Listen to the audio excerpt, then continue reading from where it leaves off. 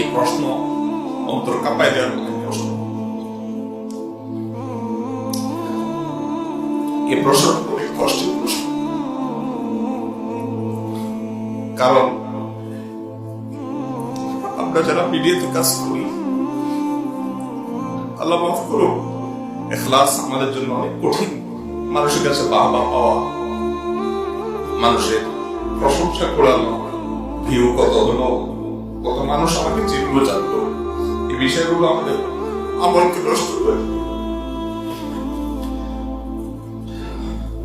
আপনারা দোয়া করবেন, আমরা যারা মিডিয়াতে কাজ করি, আলেমরা যারা দাওয়াতের কাজ করেন, আল্লাহ যেন আমাদেরকে ইখলাস দান করেন, আমরা যেন শুধুমাত্র আল্লাহর সন্তুষ্টির জন্য কাজ করতে পারি।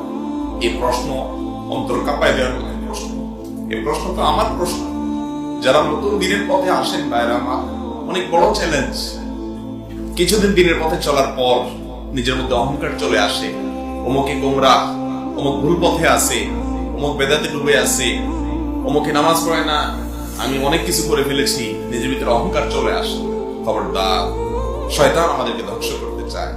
এই জায়গায় আল্লাহর কাছে আশ্রয় প্রার্থনা করতে হবে, মনে করতে হবে যে আমি বহু ভালো কাজ করার পর হয়তো কোনো কারণে আমার রবকে অসন্তুষ্ট করে ফেলেছি। আমার গন্তব্য যদি কিয়ামতের দিন জাহান্নাম হয়, আর কোন মানুষ যাকে আমি মনে করি সে কিছুই করতেছে না, আল্লাহর কাছে হয়তো সে কোনো আমলের কারণে অনেক প্রিয় হয়ে গেছে, আর যদি কিয়ামতের দিন সে জান্নাতের পথ ধরে, তাহলে সে আমার চেয়ে শ্রেষ্ঠ।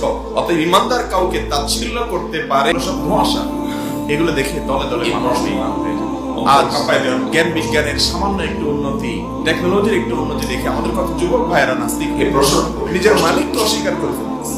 সামান্য একটু চমক দেখে সে জানে না তার রব এগুলা ফিতনা হিসেবে নিয়ে কাছে নিয়েছে।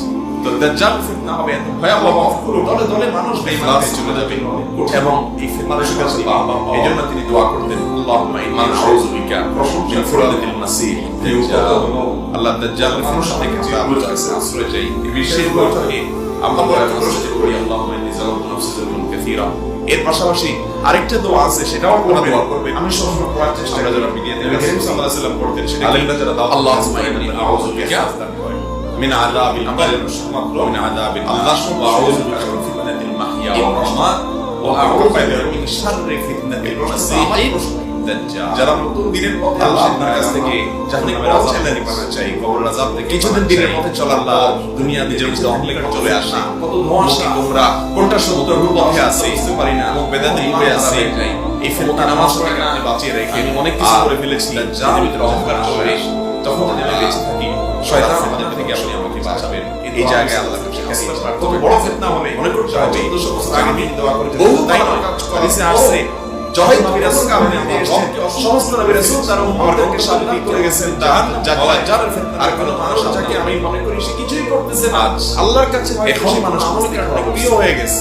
আর যদি কিয়ামত এই জান্নাতের পথ ধরে, তাহলে সমাপন শ্রেষ্ঠ। নিজের ইমানদার কাউকে তাচ্ছিল্য করতে পারে